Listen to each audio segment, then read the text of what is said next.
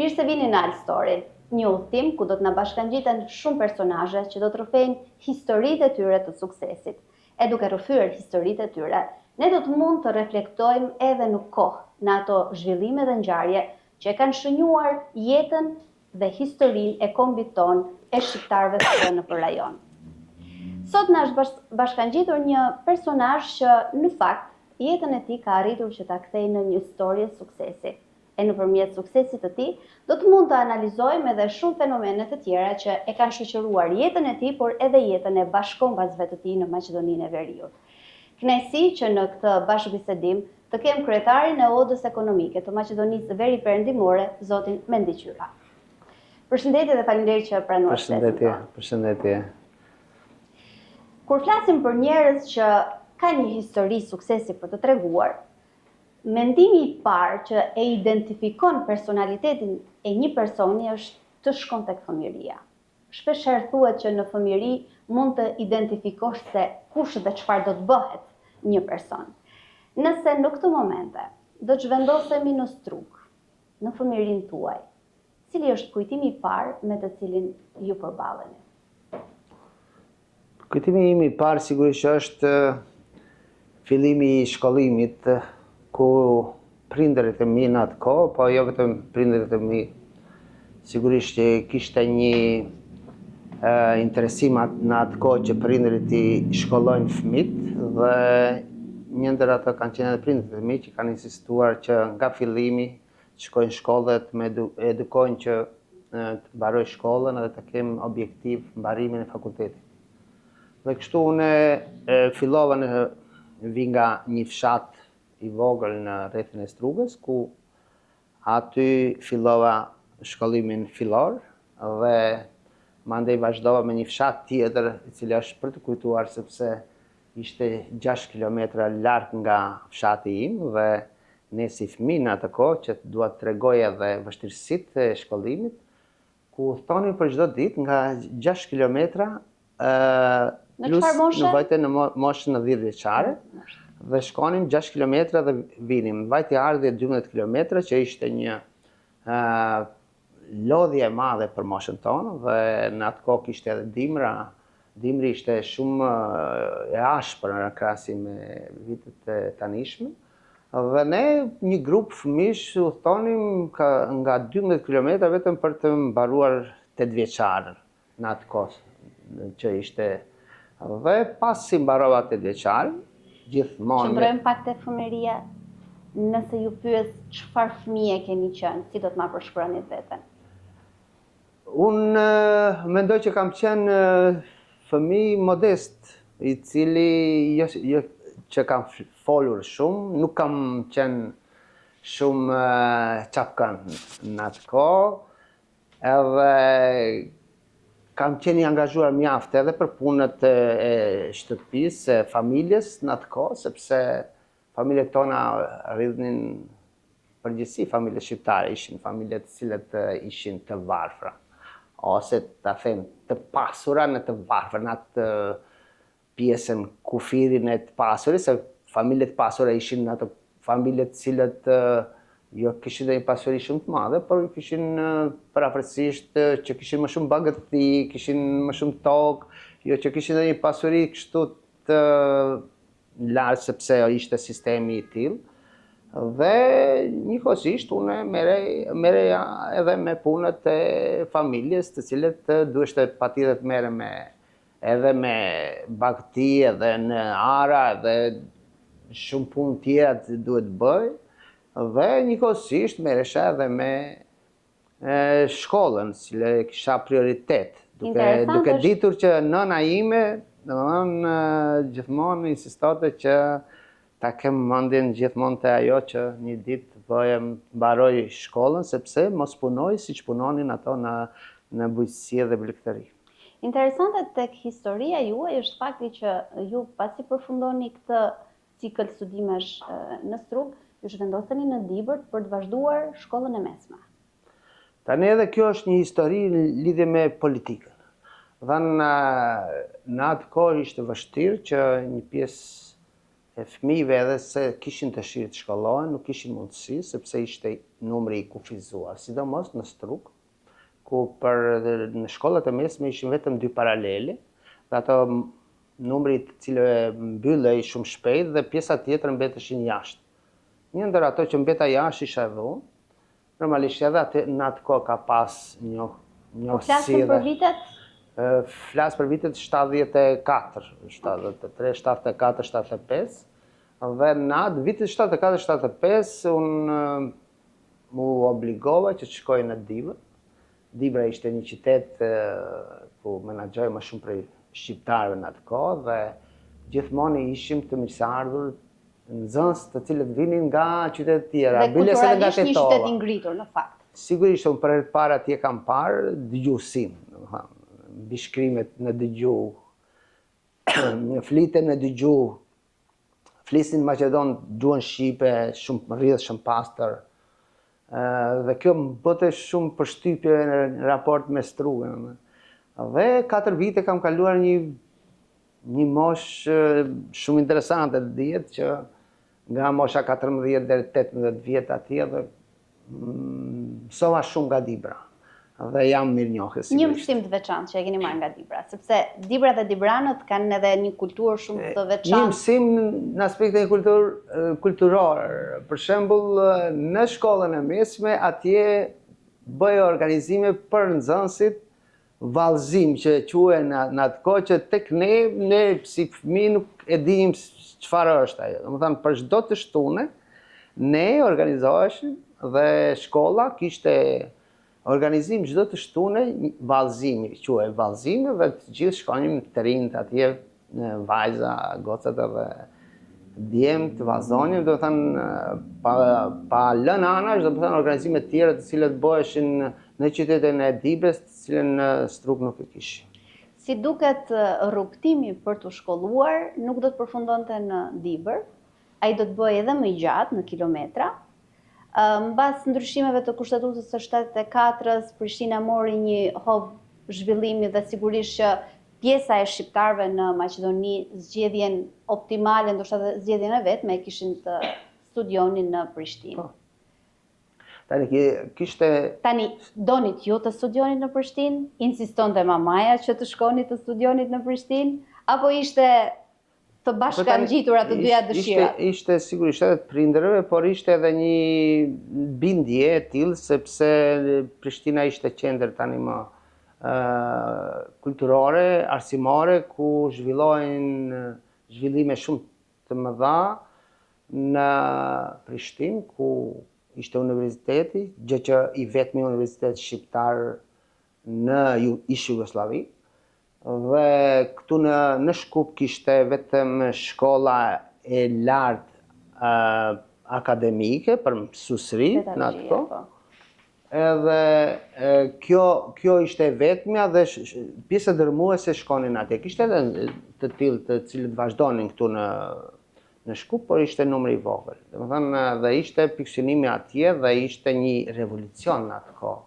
U bë një revolucion të ku secili nxënës që mbaronte shkollën e mesme, secili them shumica. Mos them absolutikisht të gjithë, po shumica e tyre vazhdonin shkollimin e lartë dhe kjo bëi në Prishtinë, ku ishte një qytet për atë kohë shumë i avancuar dhe në të studionin rreth 40.000 student, raport me numrin e banorëve që kishte rreth 120-150.000 banor, kishte edhe 40.000 student ku studionin që bënte qytetin shumë të gjallë dhe bënte qytetin studentesk.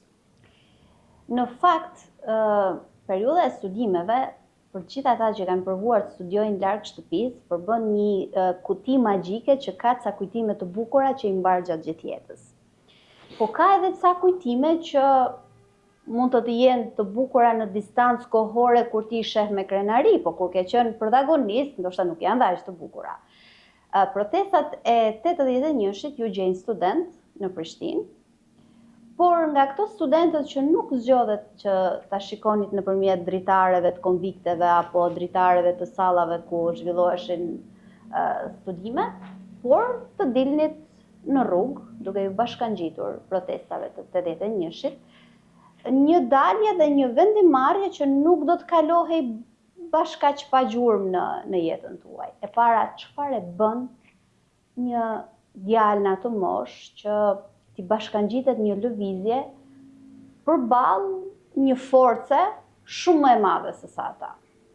Dhe shumë më egër, sepse reprezaljet pastaj serbe ishin nga ato që historia i mban mend për keq.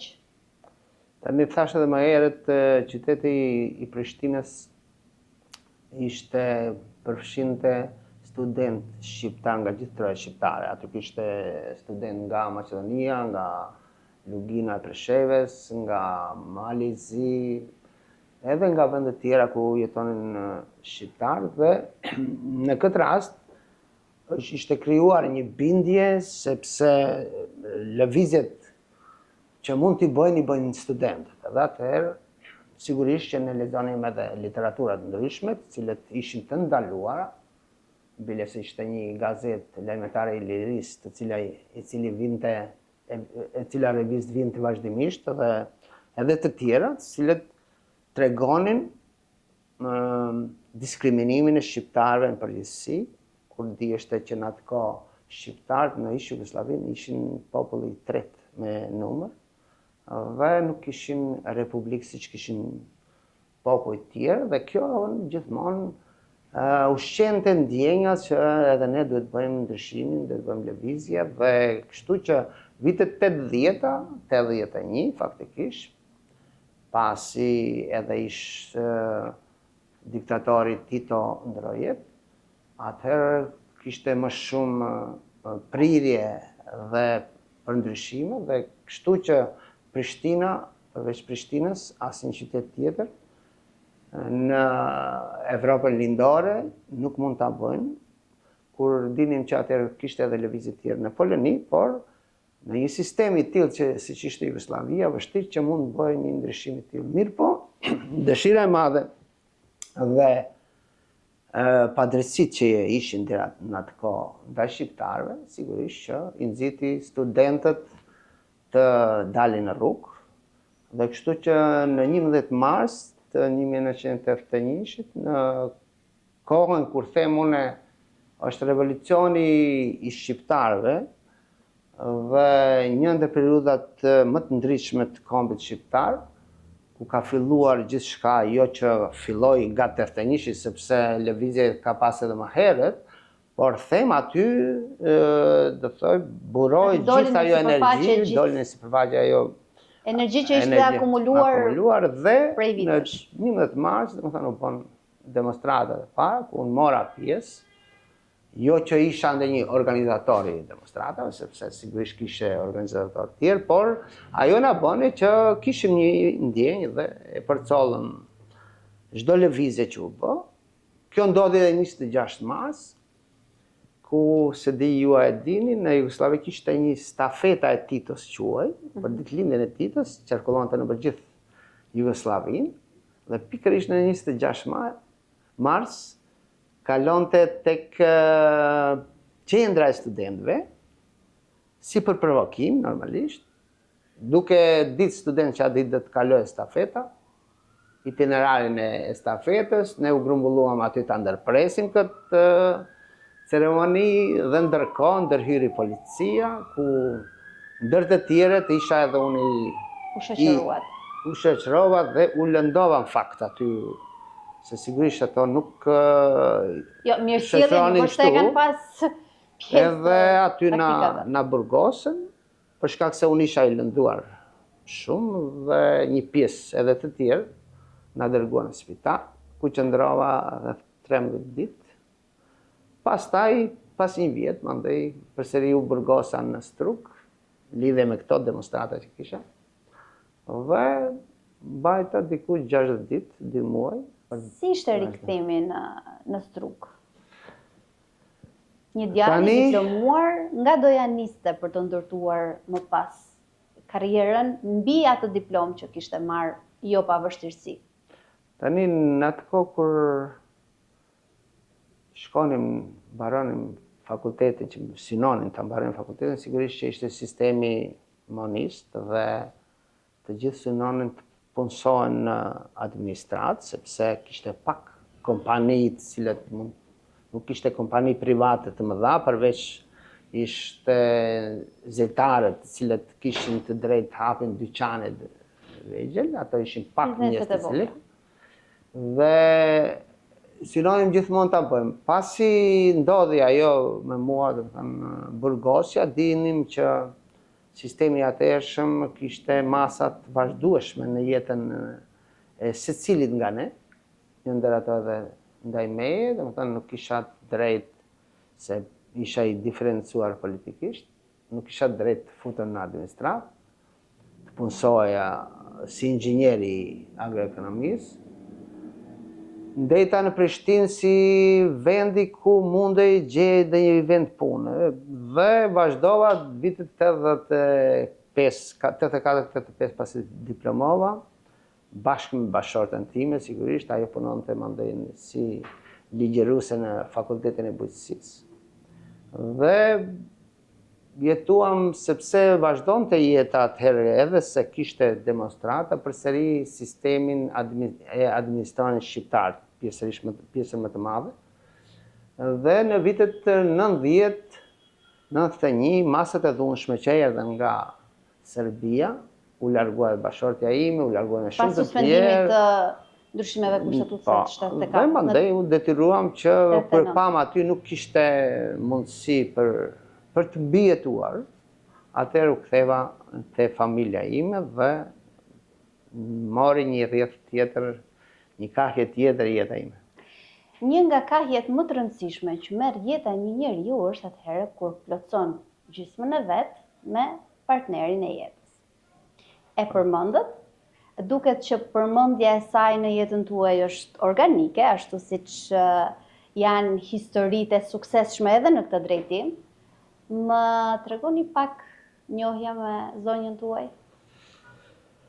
Njohja është bërë sigurisht në fakultetin e njëjtë të cilëfin që në agroekonomi dhe bujqësi atje quaj. Dhe sigurisht aty çfarë ju tërhoqi më shumë syrin tek ajo gocë, tek ajo studente? Si ri, bukuria dhe mandej sigurisht debatet që kemi pas ndërmjet veti. Ju pas ka lodhur, fillimin se pas keni pas fort kollaj. Si pajtuar, po vazhdon akoma. A vazhdon akoma, që keni pajtuar akoma. Do të thotë që përpjekjet e dashurisë vazhdojnë akoma. Kjo është gjë e mirë. Kur nuk pajtohesh, atëherë duhesh më shumë. Rikthimi në strug, mbas diferencimit, mbas largimit nga puna, nga mundësi që po kërkonit në Prishtinë pasi kishit diplomuar.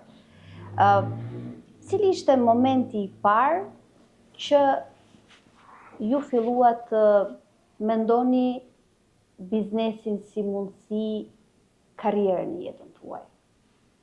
Që mos t'ishit thjesht një punonjës administrate, si duket ndoshta dhe i kishit larë duart me këtë mundësinë për të qenë pjesë e administratës, duke ditur të kaluarën tuaj, dhe mundësinë për të parë një alternativë tjetër, siç ishte rruga e biznesit, që në fillim vitet 90, le të themi për shqiptarët, nuk ishte se ishte ndonjë rrugë shumë e lehtë apo shumë e mendueshme.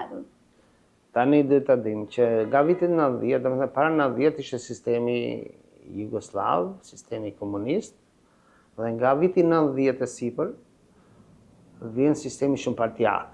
Dhe tani priteshte që të bëhen ndryshime, po përsëri në Maqedoni ekzistonte mendësia e vjetër. Domethënë pa marrë parasysh që tani bëhet ndryshimi, por jo për shqiptarët.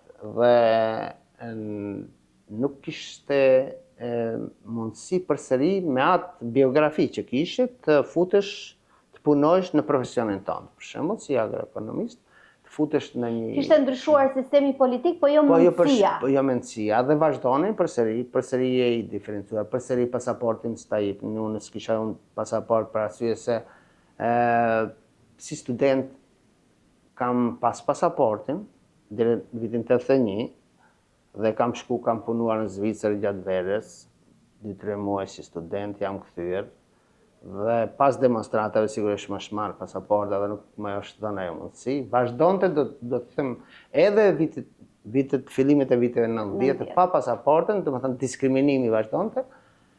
Dhe gjithmonë forcat tona duke bazuar që ne do të shohim rrugdalë tjetër, do të jetojmë këtu. Kam qenë idhtar dhe luftar i asaj që migrimi mos bëhet, shqiptarët do të rrinë këtu, do të gjejnë format ndryshme dhe akoma jam i tillë. Akoma e luftoj migrimin sepse mendoj se ka vend për ne, mund gjendet puna. Sigurisht që është më vështirë, por kjo na ka bërë ne, sidomos gjeneratat tona, kjo kohë e vështirë na ka bërë të fortë dhe besoj me këto kaq të fortë sa jemi, shumë personat të gjeneratave tona, mundohemi të sillim një kohë më të mirë. Dhe në atë kohë kam menduar që duhet patjetër të gjej një mënyrë për të mbijetuar.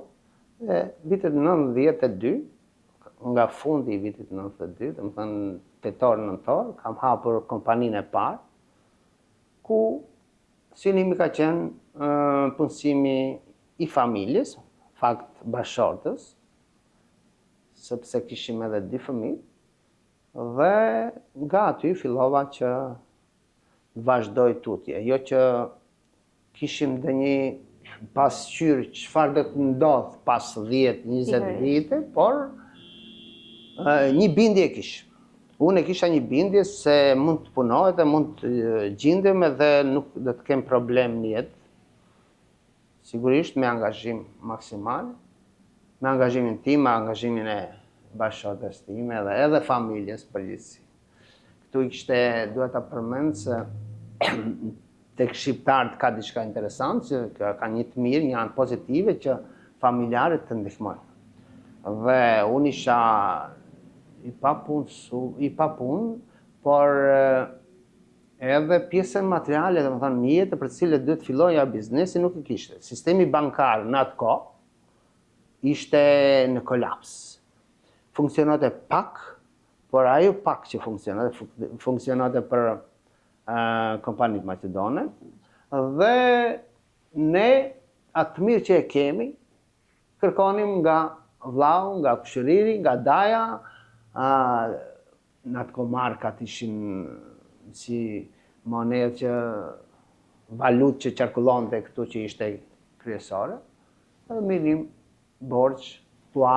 Tek ne funksiononte banka e familjes. Dhe ky sistem domethënë duhet të përkujtohet edhe duhet vlerësohet, sepse na ndihmonin të gjithë. Domethënë normalisht duhet të kesh një besim, por shqiptarët këtë akoma e kanë. Domethënë kur sistemi bankar nuk ka ekzistuar, ka ekzistuar një sistem familjar, i cili ka ndihmuar për financimin e kompanive dhe pjesë dërmuese e kompanive që kanë filluar, besoj që e kanë filluar në këtë formë.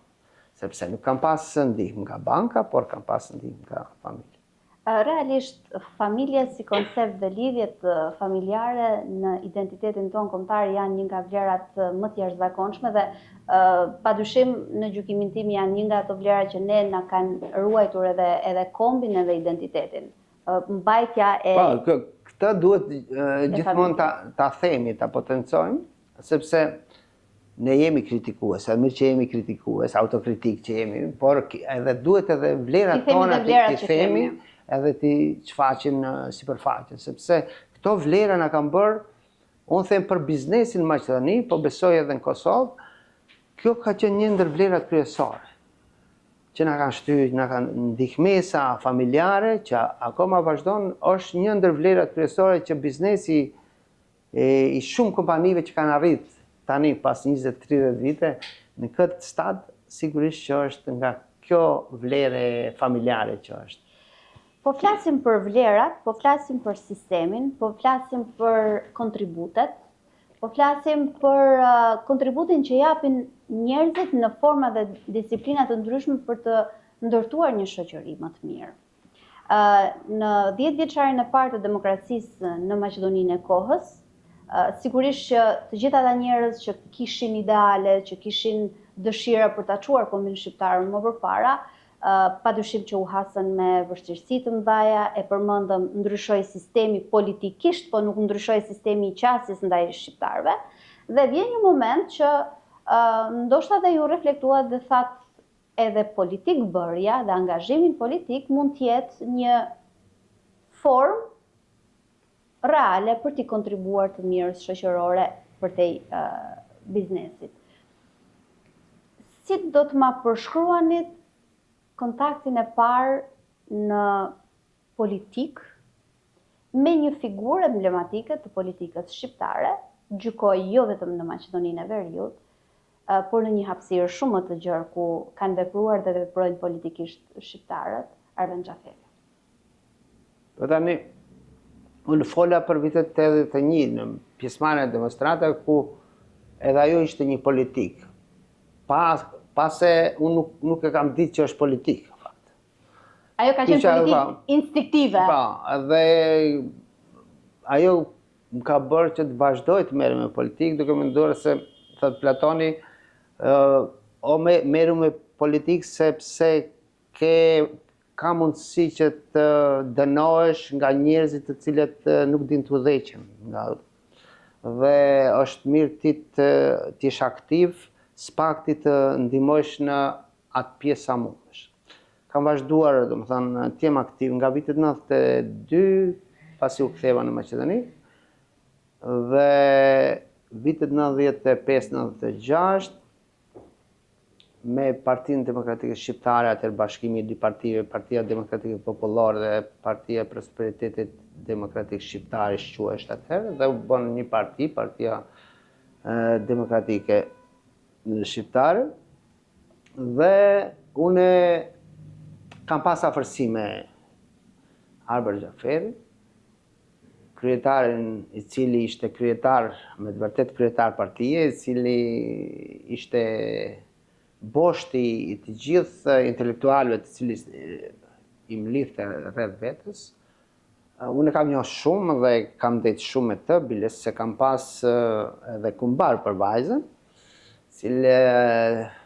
i cili vinte dhe shkonim familjarisht, por Arben Xhaferi ishte vizionar, ishte i gjithanshëm, i gjithë fushave. Nëse uleshe me Arben Xhaferin të flisnje, mund të flisnje për ndërtimtari, që unë miresha me ndërtimtari në atë kohë. Dhe ai fliste për arkitekturën e viteve prej kohës antike dhe fliste gjithë ato aspektin shkencor, zhvillimet e tjere, futesha e flisnje për filmin që donte shumë, regjin sigurisht, dhe fliste për gjithçka. Përveç politikës, shumë gjëra tjera. Në këto biseda të gjata miqësore, do të më veçonit ndonjë këshill apo ndonjë kujtim që ndoshta sa herë që i riktheheni këtij personazhi ju vjen në mendje? Ose ndoshta edhe një temë që ai e kishte shumë për zemër dhe e konsumonte me ju? Po, në atë kohë më shumë të flisnin për politikën. Çfarë do të ndodhë me shqiptarët, ku do të jenë shqiptarët? Çfarë mendonte ai se do të ndodhte me shqiptarët? Në filozofinë e tij politike. Në filozofinë e tij, kohën kur unë mendoj që në vitet 98-2002, kur ai ishte edhe në pushtet, dhe ku bën ndryshimet më të mëdha deri në atë kohë, nuk kishte askush, asnjë shqiptar nuk ishte paramenduar që të bëjnë ndryshime aq të mëdha. Domethënë, kur për herë të parë filluan të punësojnë shqiptarët në administratë, për herë të parë filluan të jenë shqiptarët udhëheqës sektoreve ndryshme, për herë të parë filluan të jenë drejtorë etj. Dhe ai mendonte se si një ndër bazat kryesore të zhvillimit të shqiptarëve sigurisht të kishte arsimin. Dhe përveç që ishte dhe në atë kohë, Universiteti Tetovës nuk ishte i futur në sistem, por vepronte në mënyrë gjysëm legale, s'mund të themi se ilegale, sepse vepronte publikisht, me lodhjet, me mundimet që i bonin atëherë, institucionet e Universitetit Tetovës, ai shihte edhe forme se si të bëhet legalizimi i Universitetit të Tavës dhe njëkohësisht hapja e një universitet tjetër, siç është Universiteti i Evropës Juglindore, që u bë në kohën e Albert Xhaferit, që ishte një kombinim publiko-privat. Dhe kjo ishte temë që ne e flisnim her pas here, përveç këtyre temave tjera që ishte shumë interesant që të dëgjoje histori nga Albert Xhaferi. Dhe ai kishte thënie pafund. Edhe biseda i bënte në mënyrë shumë me humor. Dhe secili kishte qejf të rrije me Albert Xhaferin, sigurisht. Unë rrinja shpesh, e vizitonja shpesh te zyra ku punonte deri vonë natë në parti aty. Dhe më ka lënë kujtime shumë të mira. Po flasim për një rrugtim që ka patur vështirësitë e veta, satisfaksionet e veta, arritjet e veta. Ju keni investuar jo vetëm parat tuaja, po edhe energjinë, vëmendjen, dëshirën për të patur sukses në disa disiplina të ndryshme, domethënë në ndërtimtari, po keni edhe një klub sporti që e mbështesni, jeni marrë dhe me mediat. Cili është për te investimit personal? Cili është investimi më i rëndësishëm që ju ka dhënë edhe më shumë satisfaksion që keni bërë në këto 30 e ca vite? Sigurisht familja. Investimi i familjes dhe fëmijët, sepse zakonisht njerëzit thonë kanë dy gjëra, ose punojnë shumë për shkak familjes, ose janë të mlefosur gjithmonë për ato, për familjen. Ka një thënie që thot ai që nuk don të punojë shumë, thot nuk punoj se kam probleme me fëmijët, se u kam shumë. Dhe ka një thënie tjetër që ai që don të punojë, thot unë punoj për ju, se ju kam ju. Dhe në këtë rast angazhimi im gjithmonë ka qenë më shumë sepse i kam pas familjen, i kam 3 fëmijë, 2 djemtë dhe 1 vajzë, dhe kjo më ka bërë që unë të punoj shumë më shumë, domethënë një stimul, një mundësi më e madhe që të punoj edhe për ata.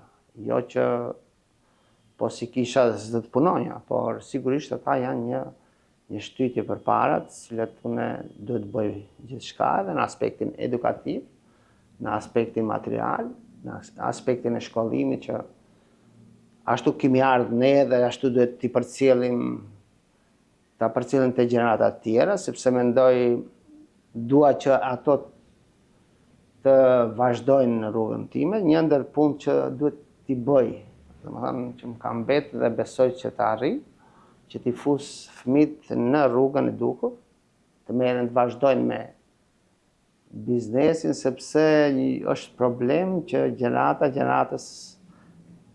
e ardhshme është vështirë ta përcjellë gjeneratën paraprake.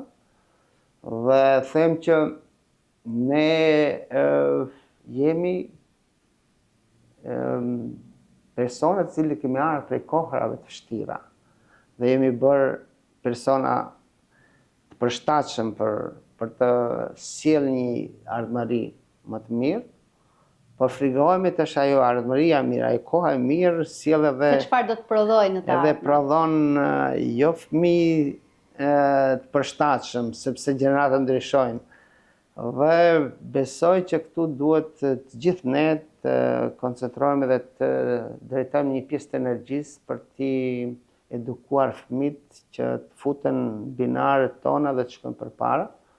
Dhe biles flas edhe me shokët, me kolegët të biznesit, them duhet ne të bëjmë një konferencë ku të ftojmë fëmijët tonë që të mbajmë ligjërata, të tregojmë pse duhet ato të vazhdojnë rrugën tonë, sepse ka plot fëmijë që nuk duan të përcjellin angazhimin e prindërve të tyre, dhe kjo është treguar edhe jo vetëm tek ne, është treguar edhe në shtete tjera, por mendoj që një angazhim i tillë duhet të ekzistojë, sepse puna më të madhe që duhet ta bëjmë duhet të fusim fëmijët aty ku jemi ne që të ecim përpara.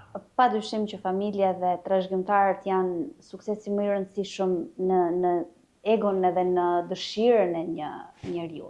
Ne kur flasim për suksesin e kemi gjithmonë më të lehtë të artikulojmë kur themi gjërat e bukura.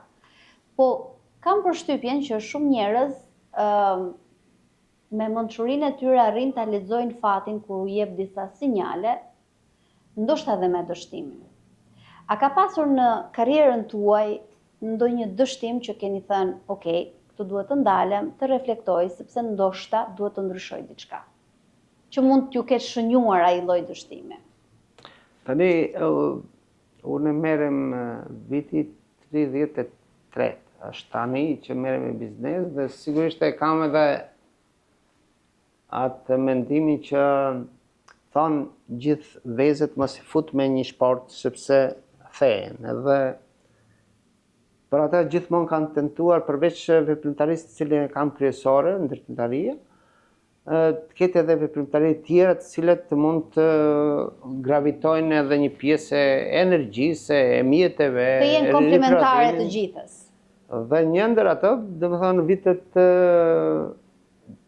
2010 kam kaluar në media. Dhe kam hapur një televizion të vogël në atë kohë, i cili e hapa me pasion, me dëshirë që të kontribuoj edhe ato në pjesën kombëtare dhe ka qenë i vetmi televizion 100% shqiptar. Edhe që mblodhi në fakt ndër emrat më të mirë të gazetarisë. Dhe filloi shumë mirë, pozitivisht, normalisht që paraqisnim gjendën reale në Maqedoni, ku ishte për të ardhur keq. Dhe kjo e bëri që unë kisha presion nga atëherë, po edhe tani, Drejtoria e Hyrjeve Publike, të cilët futen 2 herë në televizion, duke kërkuar atë që se kishte asnjë televizion. Kështu që presionet që u bën të vazhdueshme, u detyrova ta mbyll. Pas 1 vjet e gjysmë, një televizion të cili u punësuar rreth 50-60 gazetar, funksionante shumë mirë, kishte neutralitet, ishte më shumë opozitar, sepse ashtu edhe televizioni, unë mendoj që edhe gazetar duhet të jenë të tillë, ashtu edhe ishte, dhe mirë, po për fat keq nuk eci përpara, dhe mirë po, nga gjithë ky dështim, sigurisht që unë mësova diçka, sepse njeriu mëson edhe nga dështimet e veta dhe mendova që nga ajo mora forcë për të vazhduar tutje për do ta ribënit në kushte të tjera të njëjtin investim? Është në një klim më të favorshme. Klim sigurisht do ta kisha ribë për kushte të favorshme, por shifet se në Maqedoni për fat keq që nuk janë kushtet, sepse ja po shihet që televizionet ngrihen edhe fikën përsëri, zhduken dhe për fat keq nuk mbisëndon ai sistemi i cili bën piramidën e mediave ashtu si duhet. Janë të ndikuar nga politika. Shpresoj që të bëhen apolitik, jo tërësisht sepse nuk ka. Por megjithatë duhet të jenë më neutral që të mbijetojnë. Objektiv. Sot ju drejtoni një sistem të tërë që ka bërë bashk kryesisht në shumicë bizneset shqiptare këtu në Maqedoninë e Veriut. Si është kjo eksperiencë? Keni 3 vite që e drejtoni Odën, cila ka qenë vështirësia më e madhe dhe shpesht me cilën jeni përballur si kryetari i Odës? Unë jam person i cili duhet të provoj gjithçka. Dhe përveç, domethënë, zhvillimi i biznesit tim ka filluar nga kursimorja këmbimore me Agjencion për Patundshmëri, mandej kam qenë drejtori i kompani sigurimi Sigma, kompani e Shqipërisë, që është futur këtu në Maqedoni.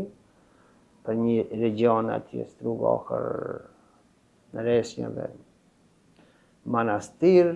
Kam qenë drejtori një hoteli në Strug, Izgrev, për 3 vite, kështu që kam pas dëshirë të provoj gjithçka, kam vazhduar mandej sigurisht me ndërtimtari vazhdimisht. Dhe jam futur edhe në pjesën e sportit, ku kemi klub i suksesshëm për 9 vite, tani mbush 10 vite që kemi qenë 2 herë kampion i Maqedonisë. Dhe sigurisht që kam qenë edhe aktiv në odën ekonomike me Zëvendësve Perëndimore, ku kam qenë si nënkryetar një mandat në 4 vite. Mandej kam qenë në bord edhe 4 vite të tjera, mandej nga shoqëria sigurisht jam propozuar si dëshiruar për të jem udhëheqësi i këtij institucioni. Oda ekonomike sigurisht është një aset kombëtar dhe them gjithmonë që ne duhet ta mbrojmë dhe kjo është një satisfakcion që unë të jem këtu dhe ta udhëheq këtë institucion i cili mbron interesat e biznesit të shqiptarëve në Maqedoni, ku pjesat dërmuese të tyre janë pikërisht këtë storie që thash unë, si janë krijuar të gjitha. Të gjitha kompanitë janë krijuar me vështirësi, sepse nga vitet 90 përsëri kthehen, këto kompani që janë anëtare, po edhe ata që s'janë anëtare, kompanitë shqiptare në përgjithësi, kanë pas periudha shumë të vështira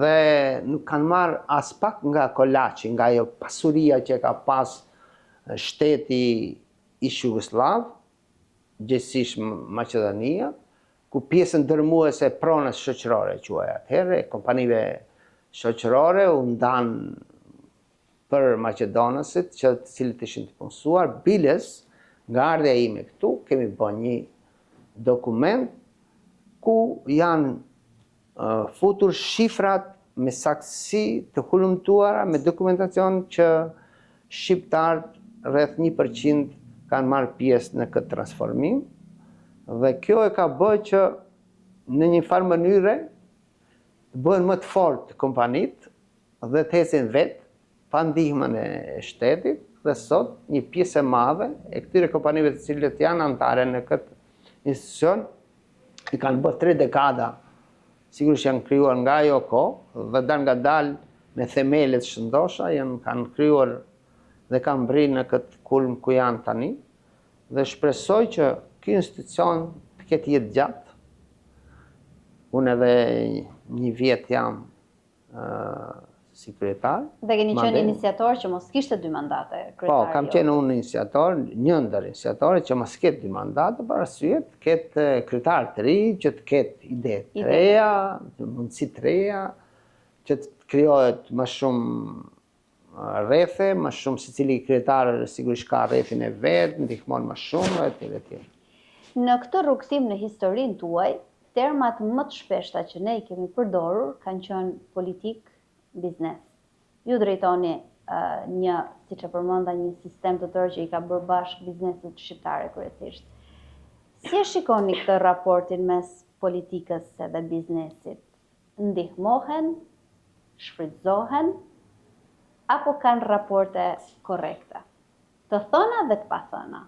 Po, jo çdo herë pushteti është jo miqësor me biznesin. Ne nuk pretendojmë që pushteti të jetë miqësor absolutikisht. Sigurisht që të kemi përplasje dhe pakënaqësi, nuk pretendojmë që gjithë problemet e biznesit të zgjidh pushteti, por synojmë që pjesën më të madhe t'i zgjedh bashkërisht me komunitetin e biznesit. Nuk them që t'i zgjidhin bashkë biznesi shqiptar me institucionet shqiptare që janë atje, por institucionet të cilët janë në qeveri me biznesin përgjithësi. Qofshin ato oda ekonomike Maqedonisë Perëndimore që përfshin shqiptar, por edhe oda tjera të cilët përfshin antar Maqedonë ose kompani, sepse interesi është i përbashkët, qofshin ato shqiptare Maqedonë. Nëse ka problem për kompanitë shqiptare ka probleme për kompanitë, nëse nuk rregullohet një rrugë, ka probleme edhe për ne, edhe për ata, edhe për të tjerë, nëse pagojmë ne tatimet dhe ata, por ka, mandej atje ka edhe pjesë tjera të cilët në futesh në detaj, ka pak kënaqësi, edhe deri vonë ka pas edhe aspektin etnik. Do të thënë është kompani shqiptare, ka pas diçka kontrolla më thellë, domethënë etj etj. Besoj që këtu ne duhet të jemi më këmbgulës që ato të mbaren, sepse duhet ta dinë që institucionet, gjithë administrata, i marrin pagat nga biznesi. Ne pagojmë taksa, ato marrin pagat.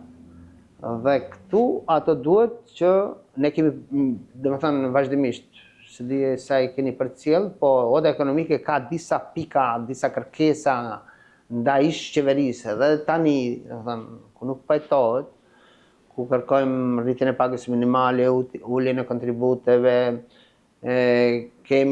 kërkojmë që investimet kapitale të jenë ato që parashikohen, mos të realizohen, mos të ndërpriten, mos të redukohen, dhe vazhdimisht përplasemi. Ka edhe gjëra që ku pajtohemi sigurisht, dhe ato ku do ta bëjnë të mirën, ne do t'i lëvdojmë, kurse ku nuk e bëjnë, sigurisht që do t'i kritikojmë.